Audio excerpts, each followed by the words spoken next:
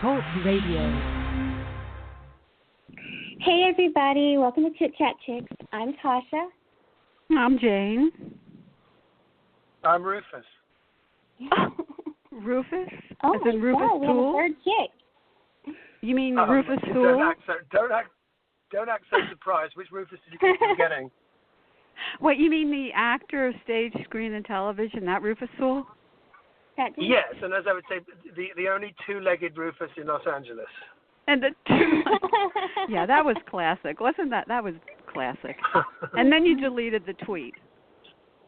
Well, I call them blip tweets. Is that what they are? Okay. Yeah, blip tweets. So it's just meant to be seen, and then it evaporates. I don't like to look at it for too long. If it annoys me the second time I look at it, I delete it. Oh boy. Well, Yeah. Rufus, we've been on the air for I guess 7 years. I can't believe we've been on the air for 7 years. And usually what we do is we open the show with a song and a little dance and a little this. But and then we have an intro. We introduce our guests. But, you know, you've been interviewed so many times and you've been introduced so many times. Why don't you introduce yourself? Tell the listeners a little about yourself. Just tell, anything. You can sing a song, you can tell a joke, you can describe your life in 5 words. No, I will do none of those things. The idea of doing a joke on command fills me with such a toe-curling horror. The idea of being asked to sing any song I like gives me a perfect opportunity to say no. And to describe myself in 5 words, no, I will not. Oh, my God. I'm getting the vapors. Well, you know, it's either that or... the problem is, it's just like when you said, can you pick a song? It's like I love music too much to be able to pick one song. And as soon as you played it, I think, no, that's not the one. So I'd rather just have nothing at all, you know. Okay. Well, the only other thing I could do is read a very boring, robotic introduction listing every film and every television show that you've ever done. That's blackmail. And that's blackmail. Well, that's a great start. Isn't it? Yeah. Sing us a song or we're going to read your CV. I mean, that's vicious. Exactly. That's very vicious. Well, anyway. But we do have a lot of questions for you. Just want to let you know that obviously you have a lot of fans. You're a very popular guy. You do know that, don't you? Well, you're extremely popular. Oh, thank you. Okay, well, good. You That's are. very nice to hear. Thank you. And we have, we have a page on Facebook. Well, we have a Twitter account, but we also have a site on Facebook. And what we did was we asked your fans to submit questions. Yeah. And we thought we thought we were going to get about 20, maybe 25 questions at the most. Yeah. We received almost 100 questions. Yeah. So do you have about 5 hours? No. Well, let's just see how we go with the first few. Right. Well, Tasha and I are going to ask you a couple of questions before that, and then we'll go into the fan questions. Okay. How does that sound? All right. Okay. That sounds absolutely fine. Great. Wonderful. Great. Thank you, Mr. Sewell. Anyway, what I was going to say is you've been a bus driver, you've been an artist, a vampire, a fortune hunter, a count, a king. What else? A detective. What else? A scientist. And recently a prime minister and a high-ranking Nazi. Am I correct so far? Yes. Oh, yes. I mean, we may have left out a few, but yeah. I've also been a telephone sex pest. Okay. That's right. That was your first movie. I love that one. That's right. A creeper. You were a creeper. I was a creeper. My first line of dialogue. My first line was, I can see you through the window. I remember that being my first line. Yeah, that's pretty very creepy. Mm-hmm. Mm-hmm. Yeah, I loved Robbie the bus driver. I love that movie. I loved making it. That was a very happy time in Dublin. Yeah. Unfortunately, though, I have to tell you about that movie that because I was drinking so much Guinness and eating so many Bewley's Irish breakfasts. Bewley's was this tea room in Dublin, and when I couldn't make it there, I'd have sausage sandwiches, and because it's a good way of getting rid of the clouds from the Guinness the night before. So I think I put on something like 30 pounds in weight. And there's an early scene with me, playing the bus driver and Albert Finney popping his head in to talk to me, which they dropped a shot. We filmed it at the beginning of filming, and then we had to come back at the end of filming and do another angle because you could see my weight ballooning back and forth depending on the cut. Suddenly in some shots I just have this kind of pendulous little cherubic face with a hanging chin, and then suddenly I've got my cheekbones back. So you can see the evidence of my debauchery is in there in the first scene. Well, now everybody's going to have to go back and watch the film and see your weight fluctuate. Well, yes. Well, that's the way I remember it. Forget about the performance. Let's just watch Rufus's weight go up and down, Yes. There's more variation in that. Exactly. Yeah, definitely.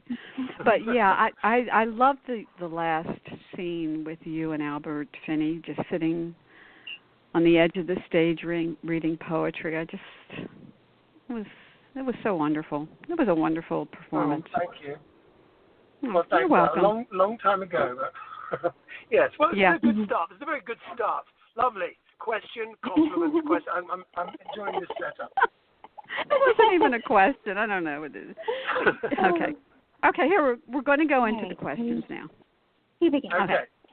So you portrayed Lord Melbourne in Victoria, which was breathtaking and heartbreaking at the same time, and you had a wonderful chemistry with Jenna Coleman. And I think the viewers wanted to change history, and I think that's been mentioned many times. We just wanted you two to get together. Because he was just such a wonderful, wonderful human being. So if you could tell us a little bit about the real Lord M, because I know you've done a lot of research on him before you portrayed him, and what attracted you to him.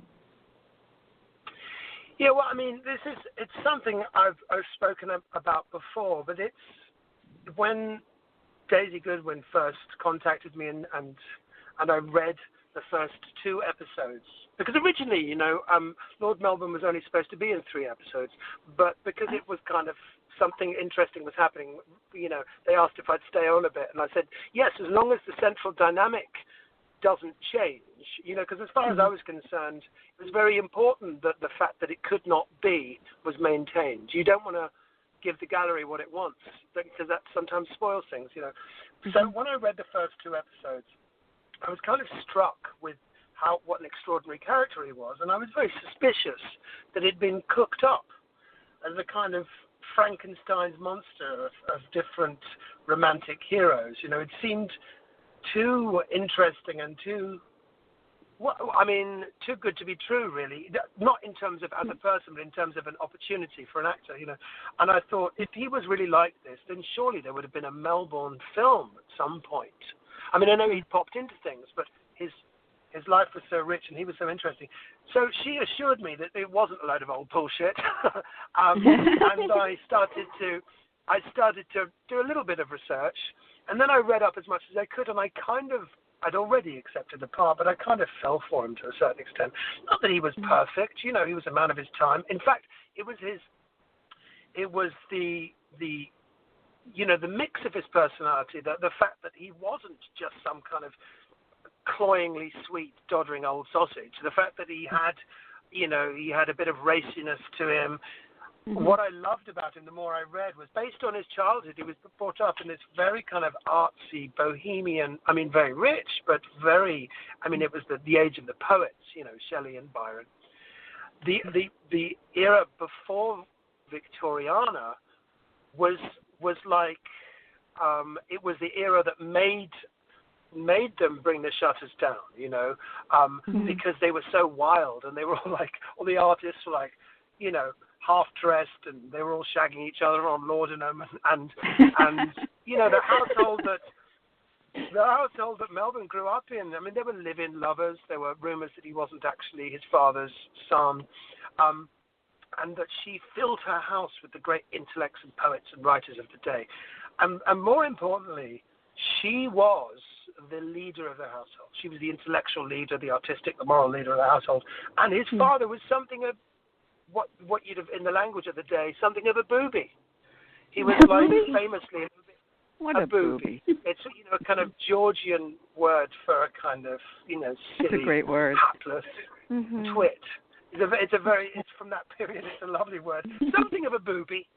And I think he grew up with this enormous respect and desire and attraction towards really spirited, intelligent, strong women with opinions. And all of the kind of scandals that he got involved with were to do with being involved and falling for, or at least really interested in,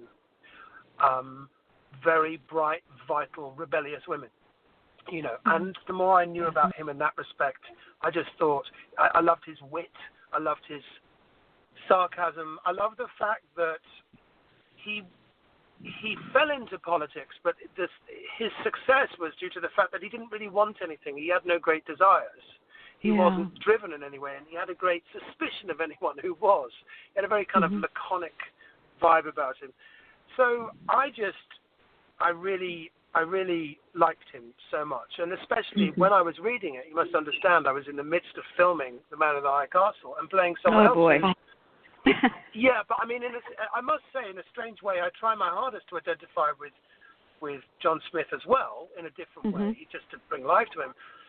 But it's a very much darker world, And when I read it, it was just such a breath of fresh air. The idea that I could do both these things kind of back to back felt like a treat for me, and it really was, as you said. I mean, working with Jenna was just so easy and so silly and fun. That it was very obvious to everybody. Sure, it was very obvious. What was the most difficult scene emotionally for you to do? Oh, I don't know. You never really know what the difficult scenes are going to be. I mean, because sometimes it's rather perverse. Sometimes the more sad, emotional scenes are in a strange way quite pleasurable to do because there's a kind of release in them. Sometimes the scenes that are really, really difficult are the ones that are supposed to be light and inconsequential because you don't want to fall into the trap of doing them in an obvious way or whatever. But, I mean, the obvious scenes, the goodbyes are always really, really, really hard. Yeah, that was a tearjerker. But for me, but actually what's difficult about it is the kind of strange knowledge that you're bringing to the close, a chapter, not just in the lives of the characters you're playing, but at the end, the fun's coming to an end. I mean, one of the strange little kind of shadows that was over the first season that actually gave it life and gave it fun was that the knowledge that I had 3 or 4 episodes of me and little Vicky having a laugh, but Albert was on his way, When Albert turned up, that meant that, she's got a new friend, and it's time for me to go. And it wasn't a kind of a heartstrings thing, but at the same time, it was quite interesting and fun to play with the fact that there was an element that I was a little bit, pleased that it was coming to an end, because actually the finite aspect of the role was what attracted me to a certain extent. But I knew that if all went well, I'd be sad about finishing, Right. And that was very much part of the deal when we were kind of doing those final scenes. It gives it a kind of poignancy. Yeah, well, you just answered my third question, because I was going to ask you about how it affected you personally, knowing that you were going to be leaving the production, because you could tell that everybody got along so well, and that you loved the character so much. So, but just And just the fact that you change, your physical transition was so drastic. You know, your posture, your facial expressions. You know, the man was so ill, and it was just an emotional roller coaster. And it must have been. Was it very difficult to leave, like the last day of your production? Well, I don't know. As I said, it's kind of perverse because I was most insistent on leaving. I mean, I wasn't, you know, initially booked to come back in the second season. When they asked me, my main stipulation was I will only come back if I die. I will only come back if I get to die. That's why I was a little frustrated that it was left slightly unclear, because I was quite sure that I'd come back under that precondition that I'd stop it, sitting there in the chair. But they kind of rather decorously panned away and left it open. But I left, you know, I did an interview afterwards and left it in no doubt. No, I'm fucking dead. Sorry. My language. But Melbourne is not coming back, because for me, it's more important for me to protect the dignity of the character. For me, what gave it its poignancy and its meaning was the fact that it was finite, the fact that it was brief, and to try, and this was the problem. I was so delighted that the character and the chemistry between the two characters was so popular and hit a nerve. But at the same time, I didn't want it to continue. You can't continue it without ruining it. You know, and I, to a certain extent, needed to be insistent of that, because once things are a success, then people like executives become involved, and they want to kind of repeat a formula. They want to eke it out as long as they can. And really, sometimes as an actor, your only power is to stop that if you can. So I'm afraid I was sad about it, but I pushed for it. You know, because I didn't want to be, as I've made the joke before, I didn't want to turn into some magic granny and be kind of shipped out for every few episodes, dispense kind of you go girl kind of advice, because I could easily see that happening. I don't want to be wheeled out in my bath chair to dispense marriage advice. I mean, once or twice is fine, but you know, I don't want that to be my Christmas gig for the next 5 years. No, definitely not. Well, let's talk a little bit about your character, John Smith, in The Man in High Castle. What were your reasons for accepting the role, and how did you prepare for your performance?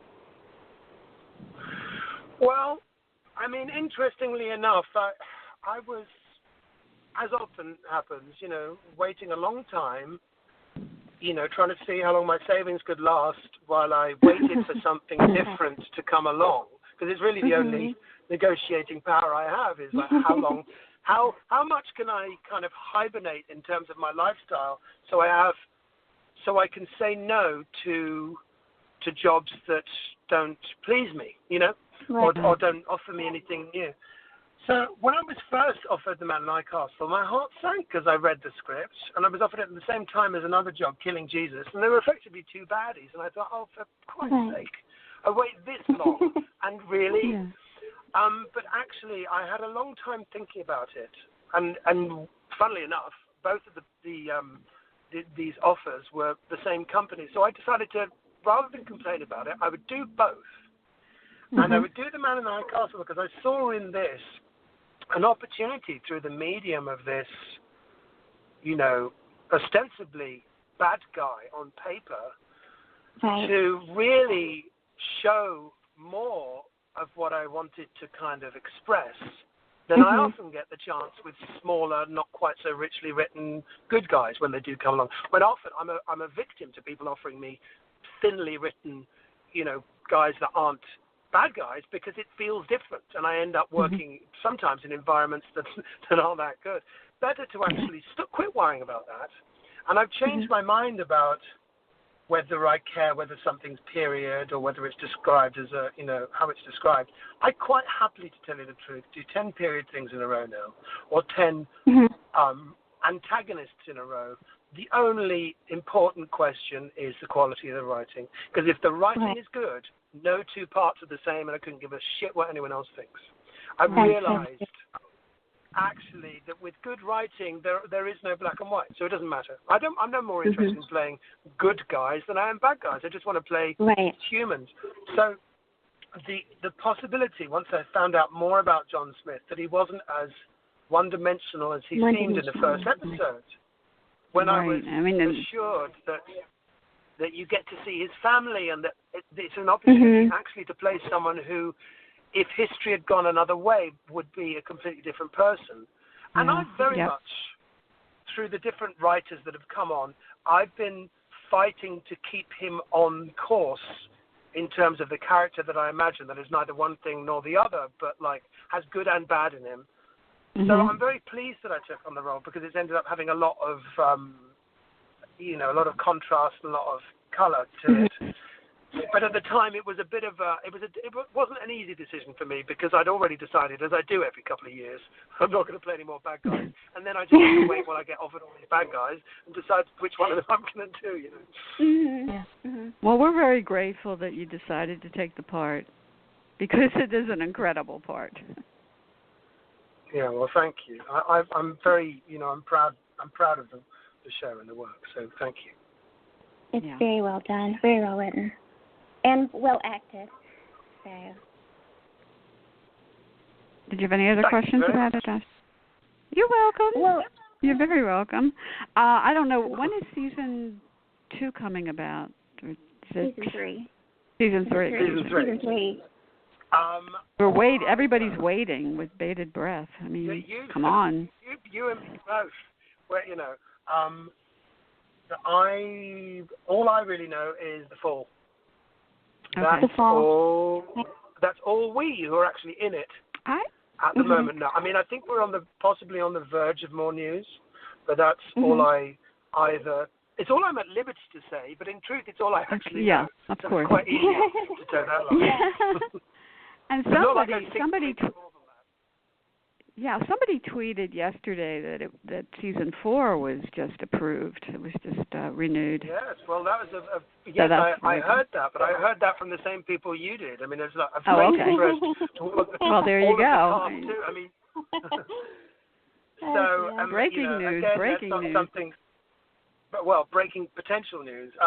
Yes. All I know is we might get confirmation one way or another relatively soon, but I am not at liberty to say again because I'm not quite sure. And we're not going to force it. We're not going to force you to say anything that you cannot say. Well, you could force me to say, but I would be guessing. We could blackmail you, but no, we won't. We won't. Yeah, but no, but again, you're assuming that I know more than I'm saying. I'm literally telling you, I actually don't know. I wish I did. I wish I knew more than people who are guessing on the internet. But we're all at the same place in terms of our knowledge, and that's actually true. All right. Well, we believe you. We believe you. Yes, we do. No? You're at liberty to believe me or not. Yes, we're at liberty to believe you.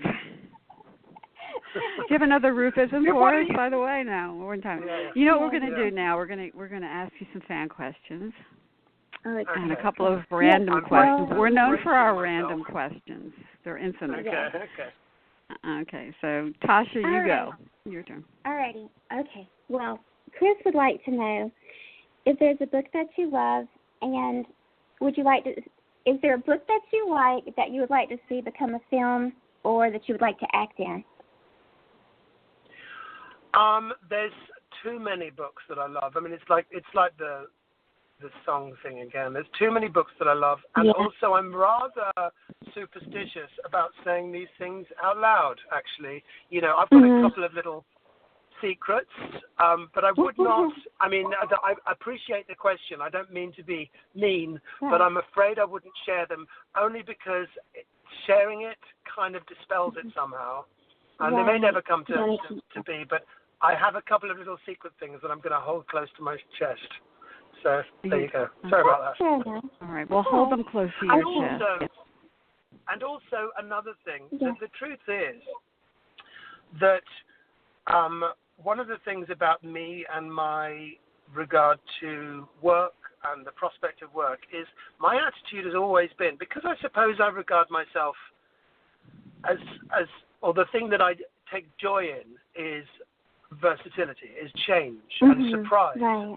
And for me, there's a certain level of contrariness about it, but I've always liked to be taken by surprise by what I want to do next.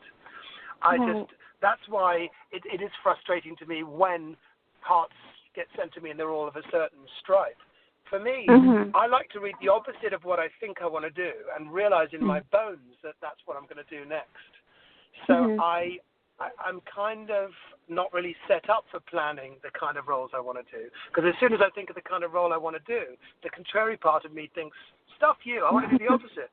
So I'm not very good at kind of figuring up roles for myself. Right. You know? All right. And that's why your middle finger is sticking up in your profile picture on Twitter. That's says it all. That's maybe one of the myriad potential reasons. Many. You know what I really enjoy is when people who follow me say, "Well, I don't like I don't think Rufus would do that, or this is, I don't think I like you." It's a wonderful way of kind of cleansing the pipes of people who probably wouldn't like me in real life. You know? Yeah. Well, we get it. Yes, exactly. I mean no offense, but those who are offended, probably I'm not the one to follow. You know. Yeah. Exactly. Yeah. Well, keep that finger up, Rufus. Yeah, keep it up. Thank you. Proudly. Stirring words. Yes. All right. Roxanne wants to know if you could live the life of any character you've played for 1 week, which one would you choose and why? If I could live a life, what? Of any character that you played for 1 week. Oh goodness. Well, that's a good question, isn't it? It's a good question, but it doesn't present me with many palatable answers, I have to say. I mean, Rufus. Really? Oh, boy. Well, I mean, that is that's a stark way of looking back at my body of work. Yeah, looking back at my body of work. Which of these do I, I'm not really sure. I'd like to think I haven't played the character yet that I'd actually like to be. And also, that's like picking my favorite child, or at least saying which character most represents the life I would want to lead. I'm not sure. I mean, when I'm having my most fun is when I'm being silliest. Actually, when I'm most, I would say as an actor, when I'm most expressed is when I'm being silly, really. So minus the violent urges and the alcoholism, the extreme, then Petruchio in Taming of the Shrew, just because I like the gear and I like his moped, and I rather like the eyeliner. So maybe the odd afternoon, but the sober version. Well, I think we've just adopted you because there's an art form in being silly. A lot of people can be funny, but not everybody can be silly. Yes. And we silly. Yeah, silly's our thing. It's kind of our. So you've just been adopted by the chick. Yes, that's why we've gravitated toward each other. My silliness is not a choice, unfortunately. No, it isn't. It's just genetic. Genetic, indeed. Okay, all right. Well, here's one of our random questions for you, and it's kind of silly, and it's one that I actually asked Michael Rooker, who I'm not sure if you're familiar with him or not. He's kind of like this big guy, macho man. And so, who's your favorite Disney princess? Oh well, I mean, whoa. This is a very apt question because I have a four-year-old girl, so I live in Disney princess world. Aww. That's an aw moment. Yeah. No. Well, I sometimes, have to explain to my neighbors that, the music that is pumping out of my windows is not my choice necessarily. Because I do get some odd looks when I come downstairs. Yes, exactly. No, I don't think I could choose a particular I don't think I could choose a particular one that represents me in my completeness, because I think, I have a different princess for every mood. Thank you very much for asking. Well, sometimes that makes sense. I'm That makes Moana, perfect sense. and sometimes, in Rufus World. Yes, suffice it to say, my life is not uninhabited by princesses. It's there's a surfeit of princesses in my life, as of yet, as at the moment. Yeah. Okay. All right. Okay. Fair enough. All right. We have a question here from Chayla Horsdale. Do you now? What's the most fascinating thing you have learned recently? And what's your favorite thing about Chayla? My favorite thing about Chayla is that she is completely wonderful. Chayla is my favorite. My wifey, I call her. And she is a wonderful actress. And she's been quite instrumental in the whole thing being as pleasurable and as good as it is, I have to say. So, Chayla, thank you for being lovely. What's the most fascinating thing the first I've learned? question was, what's the most fascinating thing you have learned recently? Oh my God, Chayla. Chayla. There's an opportunity to come up with something completely unfascinating. I'm not sure I've learned anything particularly fascinating recently that is not. I have learned that. No, you see, I'm not very good in response to things like that. I might pop out a few fascinating Maybe things that's by why accident she asked the question. over the conflict. Yeah, she knows that she's going to draw a blank. See? Yeah, exactly. Way to go, Chayla. Yeah, thanks, Chayla. my eloquence has come to a grinding halt in the face of a direct question. Rufus is speechless. Yeah. Well, maybe the most fascinating thing you've learned is how great we are, right? Right, Rufus? Yeah, there you go. Thank you. Stock answer. Yeah. Yes, well, we've dealt with that one. Okay, well, we have a question from Michaela, and she wants to know, if you were interviewing yourself, what's the first question you would ask? Is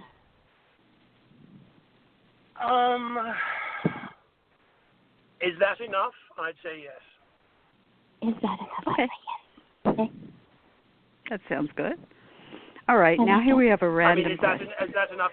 Yeah, is that enough interview? Yes. I mean. Listen, our first interview that we had an actor on our show, and it was our first show, so we were new. Yeah. And it was an hour show, and every question that we asked him, his answer was, yep. Yep. Open-ended questions, too. Questions. He's come up away with saying, yep. Can we do a show with someone that just says, yep, for an hour? Yeah, but that's not very wise, because you guarantee yourself so many more questions if you just do that. We did not have them. Yeah. Yep. Mr. Yep. Anyway. Okay, we have another random question for you. Okay. Yep. If you are an omelet, what would your ingredients be? What would be your name? Oh, my Wait. Wait for it. What would your ingredients be? What would be your name? Yes. And where would you be served? Well, you see, this is the problem with literalism. I once said, when someone asked me, what would you like in life? I said, I'd like an omelette named after me. That's my way of saying piss off for asking stupid questions. That doesn't mean I deeply desire to have an omelette named after me. I couldn't give a flying toss. However, this is the problem of making. This is the problem of Twitter, making flip, silly jokes just because I make myself laugh for a second and having to live with all the questions. Okay, what omelette? Well, right now I'd have to say, ladies, that my omelette would be egg white, with spinach and asparagus, as opposed to what it would have been. But that's only because I want to look slim in my uniform, girls. Oh, yes. And your leather boots, your knee-high boots. Or it would, or it could be, we could go the other way, and it could be kind of, it could be a very glittery one with sprinkles of kind of saffron that look like blusher, and you could call it La Rufus, which would be my glam omelette. Yeah, the La Rufus, it would be called. And that would be my glam omelette. Oh my God, that's perfect. Life. That's from the life when I get to live in the high heels. You know, as referring to that older question. Right. Okay. Well, Michael Gaston would like to know. Yes, what do you know? Was the worst movie the one you did with him? No, unfortunately. me and Michael are, well, I can't really speak for him, but aficionados of a particular genre. Right. That is there. We did a movie together called Bless the Child. Mm-hmm. And it's very difficult to talk about these things because one really doesn't want to malign the experience, the lovely, because often you do movies like this, you work with really wonderful, talented people. You don't want to kind of diss people, but I've been in a share. But the thing is, I've been in a couple, there's a movie called Extreme Ops, which I did. Mm-hmm. And again, working with really, really talented people, and I did it like a fool. I've never done it when people say, at least you get the paycheck. Whenever I've done these films that have turned out not good, it's never been for the paycheck. It's worse. It's been because I thought they'd be good. It's more embarrassing. Because actually, I'm at my peace with failure. I mean, I have to be. But I'm at my peace with failure because I think that is a natural product of sticking your neck out sometimes. Mm-hmm. And as long as I don't go in for things cynically, and I never have, every time, every dreadful film or thing that I've been in that hasn't worked out or it's failed or whatever, has always been because I've gone into it with a full heart, and that way, if it fails or if I fail or whatever, that's just part of the game. But I did a film called Extreme Ops, which is another one that's a classic of its genre, which it's referred to as Extreme Oops. Affectionately I mean, by called. people who haven't even seen it. Oh, dear. And, again, as I said, that for me, I mean, it's not, it's just slightly, silly.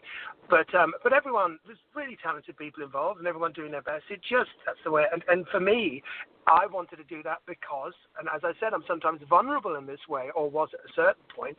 Someone offered me a role where I wasn't playing a snickering villain on a horse, and I thought, this is a chance to do it. Indeed, it was. And I wasn't, ashamed of my work in it, but it's not, I've kind of changed in policy now that basically I try to protect myself from bad work by being happy with my life. So I'm not trying to prove some point to an imagined audience or to myself or whatever. I just think, fuck 'em, really. That I'm happy to not work until something comes up. But I've decided now that the thing that comes up that I might do next doesn't have to correspond with anything that I've said that I want to do. If it's quite possible the next part I fall in love with after this conversation could be a snickering villain on a horse. It could be. I don't know. If it's well written, it could be a Disney movie. Yeah. I wish. No, but that would never be a joke for me. I'd have done a Disney movie at any time. The idea. I'm not sneering about stuff like that at all. No. But exactly. So as far as I'm concerned now, I don't care if I do 10 period dramas playing a count in a row, as long as the writing's good, then the idea of it being similar to anything I've done before is taken care of, because good writing does not ape other good writing, That's true. That's very true. Good for you. Well, you. Renata would like to know if you could tell us a little bit about your new project, Judy. Yes. Hello, Renata. Judy is a really, really wonderful script, this is something that I jumped at, but it's not a huge part, And I think for me, actually, I have to say, when I'm reading a script, I mean, if it's already an offer and the part turns out to be a huge, wonderful part, then I'm nothing but thrilled. If the part and whether I'm going to do it or not is in contention, if that's not in my hands, if I'm reading a great script and on page 1 the part appears, and on page 10 he's still a great part and he's not dead, my heart sinks, because the chances of me actually getting the role when it's that big a role and that good a role and that, it becomes more difficult. I mean, it's always possible, but it becomes more of a struggle. If a part like this one in Judy is just small enough that it's not too attractive to people who are more bankable, then I'm delighted. And it's only a few scenes, but the script is it's one of the best scripts I've read in years. And, the combination of Renee and this role, I mean, they're at the same age that Judy Garland was at the end of her life, crazily enough. Wow. And I just think it's an incredible fit somehow for her. And I've always been obviously an enormous fan of hers. So to go and do just a few days on it with Rupert Gould, who's a wonderful director who I've never worked with before, but he's a theatre director, who offered it to me, so I didn't have the chance to blow it, so I could just do it. In terms of, it's a very different kind of role. They could have easily cast someone else. Physically, it's very different. I look very different. And it was an absolute joy to just go in and do these very well-written scenes and just go in, guerrilla style, and just shoot these few scenes and then leave. It was a great pleasure. I wish I wish it was always like that, Yeah. Well, do you have any idea when it's going to be released? No, I don't. Okay. I mean, I've made this joke before, but producers, I've discovered this through The Man in the High Castle to be even more true than I suspected, that producers tend to talk to actors the way divorcing parents talk to toddlers. Oh, dear. So all I know is that everyone, loves each other and it's all fine, and Man in the High Castle. We get the information that just keeps us happy. Yeah. But I would imagine somewhere towards the end of the year, but who knows? And I haven't seen any of it. My fingers are crossed, obviously. Okay. All right. Well, I have a random question for you. I'm a poet, so I love to write. And so, could you recite just a few lines from your favorite poem? I don't know. My favorite poem. I've never decided what my favorite poem was, so that's a big one. I'll give you a little bit of a poem that I used to do as, and I always loved it. It was when I was doing, because we were talking about Man in the High Castle, that whenever whenever my accent slipped, I had a little bit of the Ballad of Reading Gaol that I would do, just as an accent reminder, and it's always stuck in my head. So this isn't a favorite, obviously it's an incredible poem, right? But it's how I would stay in character, even though this wasn't the character for Robbie in The Man in the High Castle. So it's like two doomed ships that pass in storm, we had crossed each other's way, but we made no sign, we said no word, we had no word to say. For we did not meet in the holy night, but in the shameful day. A prison wall was round us both, two outcast men we were. The world had thrust us from its heart, and God from out his care. And the iron gin that waits for sin had caught us in its snare. There you go. Bravo. Bravo. Bravo, battissimo. Okay, we have a question from an Adrian Schiller. you tiki varmint. We are, aren't we? Okay. He wants to know what mascara do you prefer, and who is your favorite designer in evening wear? But similar to the question about it songs, was the glitter. The fact that I would be forced to pick one mascara is cruelty of the highest order, Adrian. You naughty boy. You know that I pride myself on my. But I used to nick mascara out of my mum's bag in the 80s. That's the way I used to do it. I would like to think that come the time, there'd be a handbag for me to pilfer that would take care of which mascara to use. Lovely. And your favorite designer, your favorite designer in evening wear. Evening wear. It's important. The best answer to Adrian on that score is piss off, Adrian. And he said that you would enjoy this question. Yes, I think that's what he means. That's exactly what he meant, of course. Right. Oh, God. All right, we're going to go on to the next question. I'll leave it at this. As long as it's a shimmering organza, everything is well. Oh, yes. Perfect taste. Wonderful. Okay. Christine wants to know. Wait a minute. You have said. Oh, okay. You have said that you like to do comedy. Who are your favorite comedy heroes, and what makes you laugh out loud?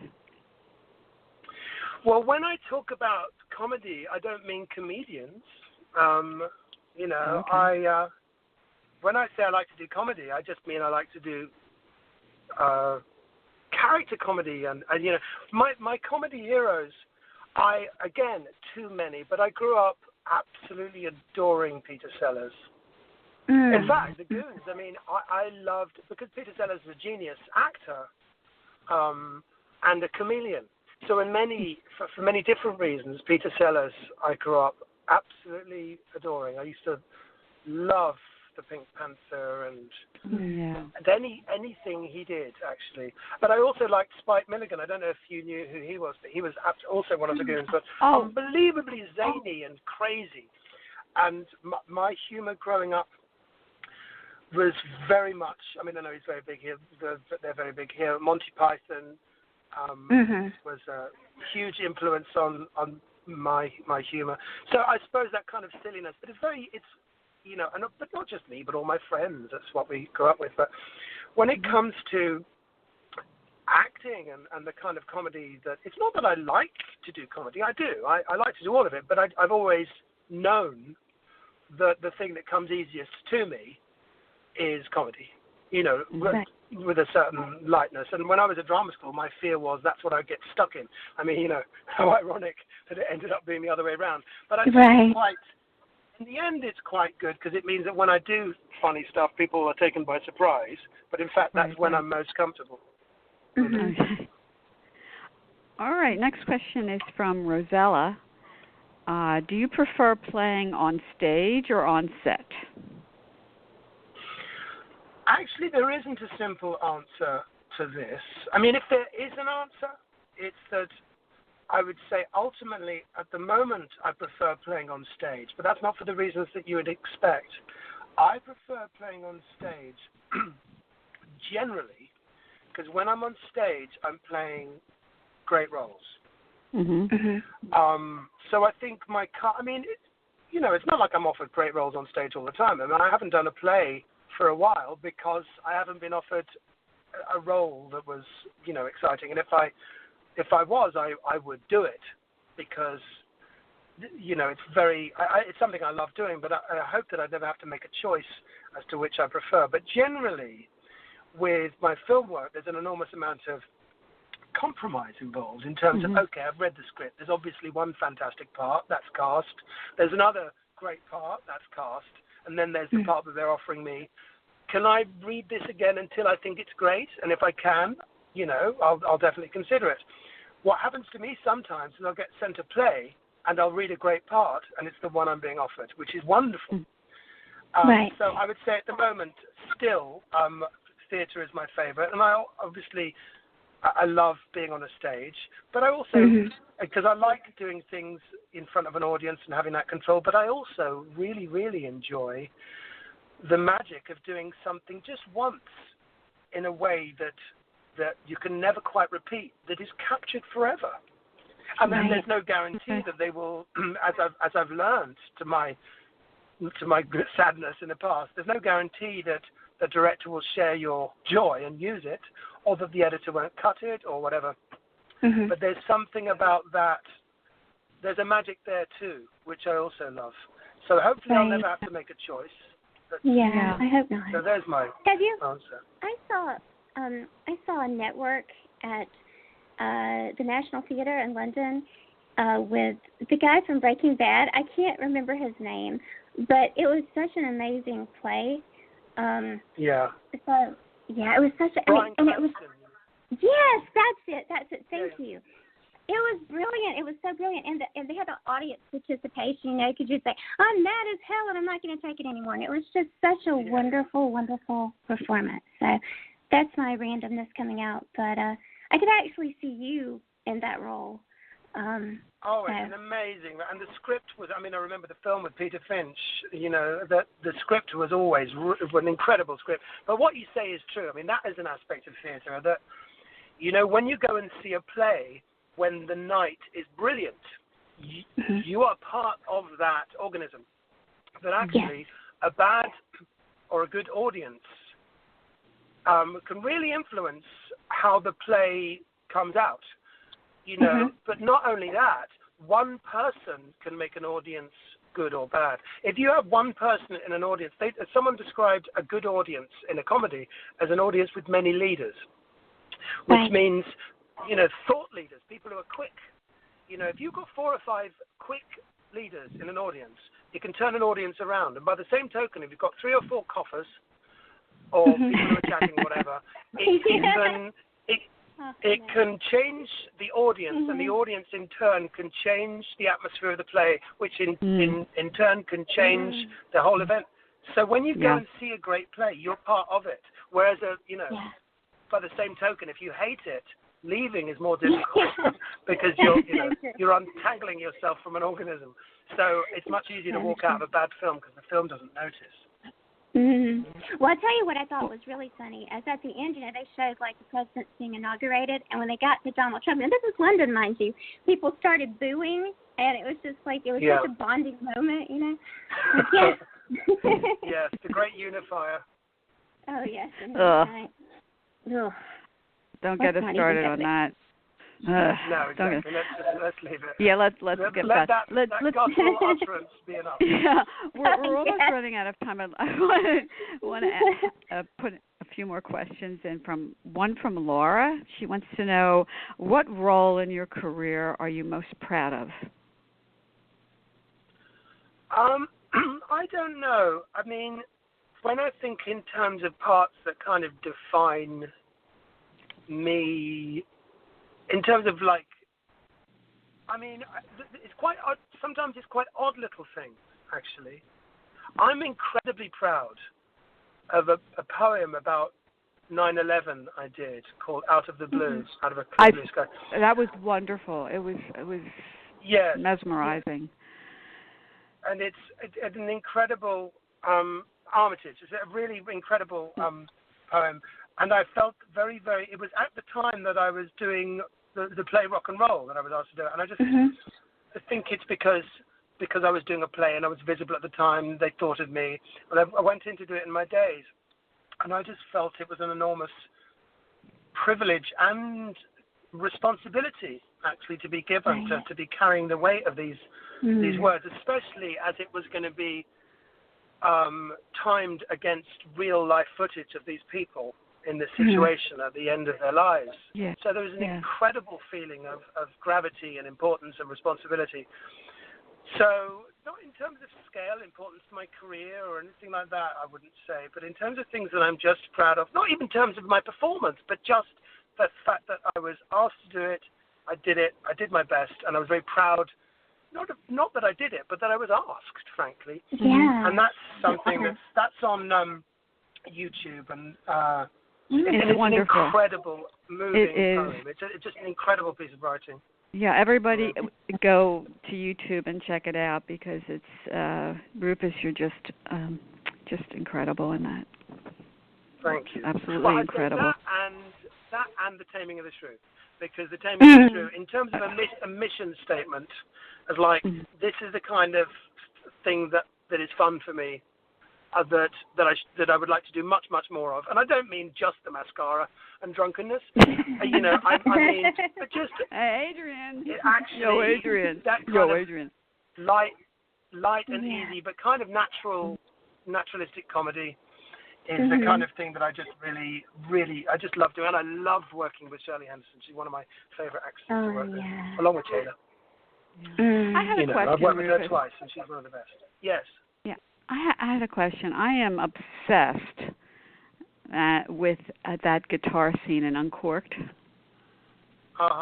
Yeah.